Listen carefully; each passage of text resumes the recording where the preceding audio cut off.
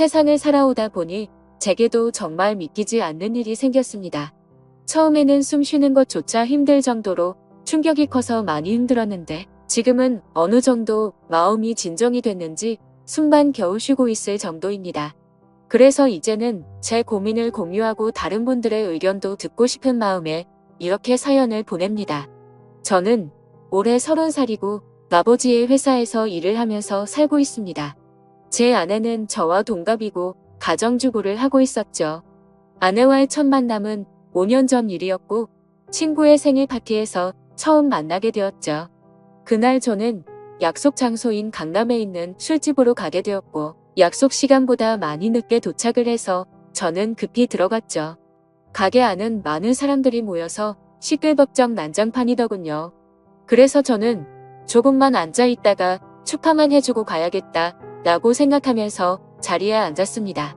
그런데 제가 자리에 앉은 지 10분도 지나지 않아서 술집의 문이 열리더니 정말 여신이라는 표현이 아깝지 않을 만한 그런 여성이 들어왔습니다. 누가 봐도 바로 알 수 있는 명품 댁에다가 고급스러운 복장이 귀티가 많이 흐르더라고요. 그래서였는지 그때 그 시끄러운 와중에도 몇몇 남자들은 저처럼 조용히 쳐다보고 있다라는 걸 느낄 정도였죠. 그때 저는 바로 그 생각이 들었습니다. 그때 당시에 그 술집에는 저희 테이블 외에도 다른 손님들이 앉은 테이블이 많았었기에 저는 속으로 제 친구의 생일 파티에 온 사람이면 좋겠다라는 생각을 했습니다. 그런데 제 바람은 현실이 되어 주었고 그 여성은 제 친구에게 가볍게 인사를 하더니 제 앞쪽으로 와서 앉더라고요. 저는 처음에는 조금만 있다가 얼굴만 비추고 바로 가려고 했었습니다. 그런데 집으로 돌아가기는커녕 혹여나 제자리에 누가 앉을까 봐서 화장실도 단 한 번도 안 가고 저는 그 술집에서 자리가 끝날 때까지 계속 그 자리에 앉아 있었죠.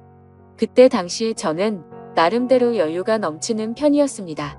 어릴 때부터 부모님의 재력 덕분에 항상 부족함 없이 자랐었고 지금 생각하면 참 부끄러운 얘기지만 부모님의 힘을 빌려서 외제차를 사서 타고 다녔었죠. 그래서 그때는 철이 덜 들었었죠. 뭔가 여유가 넘치는 척 있어 보이고 싶어서 저는 일부러 테이블 위에 차키를 올려놓고 있었습니다. 마주 앉았던 그녀는 차키를 봐서 그랬던 건지 제게 호감이 있어서 그랬던 건지 저에게 먼저 말을 걸어주더라고요. 지금 생각해보면 제가 여유가 넘쳐 보여서 그랬던 것 같다라는 생각이 들긴 하네요. 아무쪼록 그녀는 딱히 직업이 있었던 건 아니었고 모델 활동을 한다고 하더군요. 그래서 그때 당시에 저는 모델이라고는 패션 모델이나 레이싱 모델 뭐 이런 거를 생각했었죠. 그런데 알고 보니 전문적인 모델은 아니었고 SNS에서 제법 인기가 많았는데 광고 회사들이 화장품이며 옷이며 가릴 거 없이 가끔 홍보를 제안하는데 그럴 때마다 사용 후기 같은 걸 남기는 그런 프리랜서 개념의 일이었습니다. 나중에 결혼 후 들어보니 잘 벌 때는 월 500 이상 대기업 직원만큼도 벌어봤었고 못 벌 때는 월 100만 원도 못 벌 때가 있을 정도였으니 수입이 일정하지가 않았었더군요. 그래서 그녀와 저는 많은 대화를 나누었는데 그녀는 약간 욜로족의 마인드가 강하더군요. 그때만 해도 욜로족이 뭐지? 라는 생각을 했는데 알고 보니 미래를 위해서 현재를 희생하기보다는 미래 걱정은 접어둔 채 당장 현재를 즐기려고 하는 그런 마인드를 가진 사람이었습니다. 그래서 수익이 생기면 저축보다는 자신을 위해서 대부분의 돈을 지출한다고 하더라고요. 저도 그때는 제정신이 아니었던 것 같습니다. 콩딱지가 제대로 씌었던 건지 제가 여유가 많았었던 편이어서 그랬던 건지 모르겠지만 그런 마인드를 가진 그녀가 왠지 자유로워 보였고 뭔가 멋있어 보이기까지 했습니다. 그런데 그런 사상이 얼마나 잘못된 건지 살아가면서 많이 느끼게 되었죠.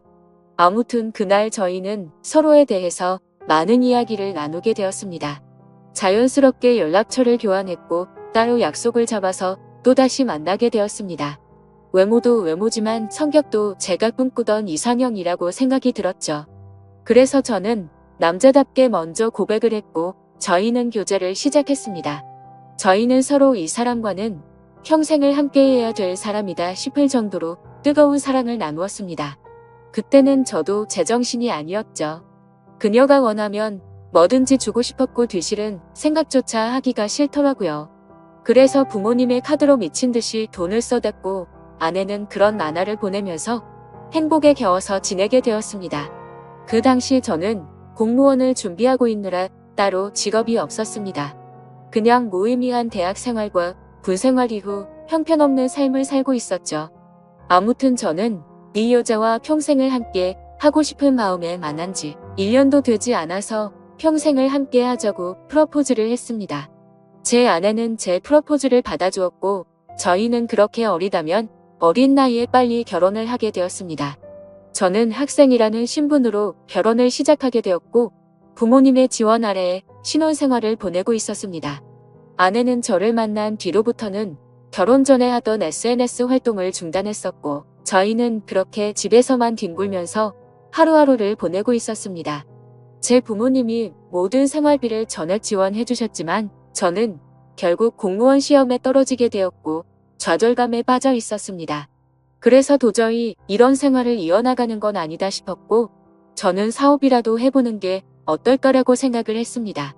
그때는 왜 그랬는지 모르겠지만 제 스스로 멍청하게도 자존감이 너무나 강했습니다. 그냥 제가 뭘 시작하면 언제든지 돈은 쉽게 따라올 거라고 착각 속에 살았던 거죠. 그래서 지인들 몇 명과 함께 사업을 구상하기 시작했고 부모님께 부탁을 드려서 저는 사업을 시작하게 되었습니다. 처음에는 생각보다도 훨씬 잘 되었습니다. 동업을 하게 된 지인들과 저는 열심히 발벗고 뛰었습니다. 그래서 이대로만 간다면 아버지를 넘어서서 훨씬 더 성공할 수 있겠구나 싶었죠. 그런데 그런 달콤한 꿈도 잠시였습니다. 왜 사업을 할 때 절대로 동업을 하지 말라고 하는지 알겠더군요. 돈 문제로 서로가 부딪히게 되더니 결국에는 사업은 엉망진창이 되었습니다. 아무래도 입장이 다 달랐었죠. 누군가는 자금을 투자했고 누군가는 발로 뛰었고 그러다 보니 굳이 서로가 필요 없는 존재로 여기게 되었고 분열이 되었던 거죠. 결국 남보다 더 못한 사이가 되면서 서로가 각자 제 갈 길을 가게 되었고 엎친 데 덮친 격으로 제가 했던 사업의 시장도 경쟁이 치열해졌습니다. 어떻게든 버티고 또 버텨왔지만 앞으로의 전망이 없다고 판단되어서 결국에는 사업을 포기하고 또다시 백수의 길을 걷게 되었습니다. 그때부터는 점점 부모님 뵙기도 부끄러웠고 제 자신에 대한 자존감이 낮아질 대로 낮아졌습니다. 저는 신경이 날카로워졌고 그런 저를 걱정해주시는 부모님과도 큰 싸움을 하게 되었습니다. 무슨 자신감인지 다 필요 없으니까 저한테 연락을 하지 말라고 하면서 부모님과 연락도 끊게 된 거죠. 부모님도 그때는 지칠 대로 지치셨는지 완강하셨습니다. 무엇보다도 아내는 그런 제게 엄청나게 불만을 가졌고 매일같이 짜증을 냈습니다. 지금 당장 우리 둘 다 수입이 없는데 그렇게 싸우면 우리 생활을 어떻게 하느냐고 말이죠. 그래서 저는 쓸데없는 자존심으로 내가 어떻게든 먹여 살릴 테니까 걱정하지 말라고 했고 그날부터 할 수 있는 일은 뭐든지 했습니다. 쓸 수 있는 게 몸뚱아리밖에 없다 보니 배달 대행도 해보고 대리기사도 뛰었습니다. 그렇게 1년 동안 겨우 입에 풀칠하면서 버텨갔지만 도저히 미래에 대한 비전이 안 보였습니다. 그래서 결국 저는 부모님께 사죄를 드리게 되었습니다. 그동안 실망시켜드린 죄스러운 마음을 보답하기 위해서 아버지 회사로 들어갔습니다. 아버지 회사는 동생이 대학을 포기한 채 사업을 돕고 있었고 동생이 그 사업을 이을 예정이었습니다. 저 또한 아버지의 뒤를 이을 생각으로 들어간 건 아니었고 그래도 하루 벌어 하루 먹고 사는 인생보다는 기술이라도 배우는 게 낫겠다 싶어서 들어가게 된 거였죠. 동생의 밑에서 일을 배워가며 했지만 기분이 나쁜 건 전혀 없었습니다. 1년 동안 더 뼈저리게 사회생활이 힘들다라는 걸 깨달은 덕분이었죠. 그래서 그동안 부모님 카드로 돈을 막무가내로 쓰던 지나날을 반성하게 됐고 오히려 그동안의 잘못을 뉘우치면서 저는 부모님의 신뢰를 얻기 위해 정말 열심히 살았습니다. 그렇게 하다 보니 좋은 결과들이 점차 뒤따라오기 시작하더라고요. 기존의 업체들보다 제법 규모가 큰 업체들이 운 좋게 거래처로 들어오게 되었습니다. 그 후 저의 출근 시간은 매일 새벽 6시가 되었고 퇴근은 저녁 10시 이후에 하는 생활이 이어졌습니다. 그런 생활이 이어지다 보니 자연스럽게 몸과 마음은 점점 힘이 들었죠. 하지만 과거 부모님 등쳐먹으면서 백수로 지낼 때보다는 훨씬 나았습니다. 항상 떳떳하지 못했던 제 자신이 이제서야 사람 취급받을 수 있겠구나 싶었고 제 스스로를 안도하면서 힘을 내고 있었죠. 이렇게 열심히 땀 흘려가면서 사는 게 맞구나 싶으면서 말이죠. 그때쯤에 아내는 휴대폰을 바꿔달라고 하더라고요. 그래서 저는 신기로 가입하는 게 저렴하길래 신기로 하나 사주었습니다. 제 아내는 연애 시절부터 그랬지만 항상 휴대폰을 손에서 놓지 않고 살았습니다. 여자들이 원래 핸드폰으로 이것저것 많이들 하니까 뭐 그러려니 했었죠.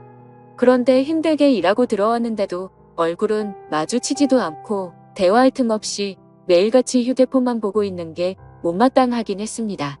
그래도 예전처럼 돈도 펑펑 쓰게 못해주는데 그런 사소한 것까지 건들고 싶지는 않았습니다. 그렇게 힘든 하루하루를 보내고 있었는데 저는 최근에 업무가 과했던 건지 약간 몸에 무리가 오더라고요. 그래서 그날은 병원에 가서 검사를 받았고 영양제 주사를 맞고는 일찍 집으로 들어갔습니다. 그런데 집에 있어야 할 아내가 집에 없더라고요. 저는 아내에게 어디 갔냐고 연락을 했고 한참 동안 연락이 없었습니다. 평소에 항상 휴대폰을 불신처럼 끼고 사는 사람이 연락이 없으니까 뭐지 싶었죠. 그러다 저는 몸이 너무 좋지 않아서 저도 모르게 잠이 들었고 제가 연락을 한 지 거의 2시간이 지나서 아내에게서 답장이 와 있더라고요. 친정에 왔는데 잠깐 잠들었었다며 지금 집에 들어온다고 하더군요. 그래서 그때는 큰 의심 없이 그냥 그런가 보다 했습니다. 그러다 결국 사건이 터지고 말았습니다. 저는 병원을 다녀온 뒤로 무리하다가는 큰일 생길 수도 있으니 주말에는 좀 쉬라고 하더군요. 그래서 모처럼 주말에 아내와 초저녁부터 외식을 하면서 술을 한잔하고 있었죠. 그렇게 한창 술을 마시다 아내는 화장실에 갔고 아내 가방에서 카톡 소리가 나더라고요. 저희는 연애할 때부터 서로의 휴대폰을 보지 않기로 약속했었는데 갑자기 무슨 생각인지 저도 모르게 아내 휴대폰을 집어들어서 보게 됐습니다. 휴대폰은 잠금 상태가 되어 있었고 얼마 전에 아내 휴대폰을 사주면서 제가 등록해두었던 패턴으로 풀어봤습니다. 아직 패턴을 바꾸지 않았는지 바로 풀리더라고요. 근데 카톡 내용을 보니 나와 라고 와 있었습니다. 저는 그 메시지를 보는 순간 이건 뭐지 싶었죠. 누가 유부녀인 아내에게 이따위로 말을 하나 싶었고 기분이 더러웠습니다. 그래서 상대방의 카톡 프로필을 보니 50대 정도 되어 보이는 남자의 사진이더군요. 그때부터 뭔가 의심이 됐고 급속도로 분노가 치밀어 오르더라고요. 그래서 그 남자에게 곧장 전화를 했습니다. 그 많은 사람이 있는 곳에서 소리를 질렀습니다. 나 예지 남편인데 네가 뭔데 나오라 말하고 이따위 카톡을 보내냐며 욕을 했습니다. 그러자 상대방은 말을 더듬더라고요. 죄송합니다. 앞으로 다시는 연락 안 할게요. 정말 죄송합니다 이러더군요. 그래서 저는 뭐가 죄송하냐고 계속해서 추궁을 했죠. 근데 몇 분 동안이나 그 정신 나간 놈은 죄송합니다 라고만 할 뿐 제가 묻는 말에는 하나도 대답을 안 하더라고요. 그때부터는 더 이상 의심이 아니라 확신이 되었습니다. 아내는 잠시 후에 자리로 돌아왔고 저는 아내 휴대폰을 들고 있었습니다. 그 모습을 보고 아내는 곧바로 왜 남의 휴대폰 함부로 들고 있냐면서 짜증부터 내더라고요. 저는 헛웃음이 났고 아내에게 물었습니다. 뭐 숨기는 거 있냐고. 도대체 왜 그렇게 화들짝 놀라면서 화내냐고 물었죠. 아내는 휴대폰을 가져가서 자신에게 온 카톡 내용을 봤는지 잠시 생각하더니 말하더군요. 설마 오해하는 건 아니지? 라며 예전에 광고 의뢰하셨었던 사장님인데 연락이 온 거라고 하더라고요. 그래서 저는 너는 아는 사람한테 문자를 그따위로 보내는 사람 봤냐고 물었습니다. 그러자 아내는 그러게 이 사람 제정신이 아닌가 본데? 라며 시치미를 떼더군요. 저는 말했습니다. 내가 이미 그 사람한테 전화했고 그 사람이 다 인정하고 사과까지 했는데 끝까지 거짓말하려고 하냐고 말했습니다. 외도를 했다고 듣지는 않았지만 일부러 아내를 떠보려고 그렇게 말해봤습니다. 그러자 아내는 통화 내역을 확인하더니 조용히 있다가 미안하다고 하더라고요. 제발 그 말이 나오지 않기를 바랬습니다. 그냥 단순한 착각이길 바랬고 그 대답을 듣는 순간 피가 거꾸로 솟더라고요. 이게 미안하다고 별일이냐고 말했고 그동안 있었던 일에 대해서 솔직하게 말하고 했습니다. 지금부터 거짓말 하나라도 하면 연락 온 그놈 당장 찾아가서 다 엎어버리고 네가 한 짓도 너희 친정에 가서 다 말한다고 했죠. 그러자 아내는 그동안 있었던 사실을 말했습니다. 아내도 처음부터 이러고 싶지 않았답니다. 제가 배달 대행의 대리기사까지 하면서 한창 힘들게 지내던 때 자신도 도움이 되고 싶은 마음에 다시 SNS를 시작하게 되었다고 하더군요. 그런데 한참을 쉬어서 그런지 예전처럼 광고가 들어오지 않았고 이 남자에게서 메시지가 왔다고 하더라고요. 그냥 딸을 잃어서 너무 그리워서 그런데 만나서 밥만 먹어줄 수 없겠냐며 부탁을 들어주면 30만 원을 준다고 했다더군요. 그래서 혹시라도 이 남자가 헛짓거리하면 바로 경찰에 신고를 할 생각을 가졌고 밥만 먹고 30만 원이나 챙기자 싶어서 나갔답니다. 그런데 그 사람은 아주 젠틀했고 약속대로 밥만 먹었는데도 30만 원을 줬답니다. 그렇게 만남을 몇 번 더 이어가다 보니 지금까지 연락을 주고받았다고 말하더군요. 저는 단도직입적으로 물었습니다. 그래서 어디까지 간 거냐고 물었죠. 아내는 엄청 놀라면서 절대로 그러지 않았다고 하더라고요. 저는 또 아내를 떠맡습니다. 제발 아니길 바라는 마음으로요. 너 지금 또 거짓말하냐고 그 남자한테 이미 다 들었다고 하니까 아내는 갑자기 눈물을 흘리면서 진짜 미안하다면서 당신이 너무 힘들어 보여서 그랬다네요. 그런 모습을 보니 숨이 막혔고 어디서부터 어떻게 잘못된 건지 머리가 띵하더라고요. 그때부터는 저도 미친 듯이 말을 내뱉었습니다.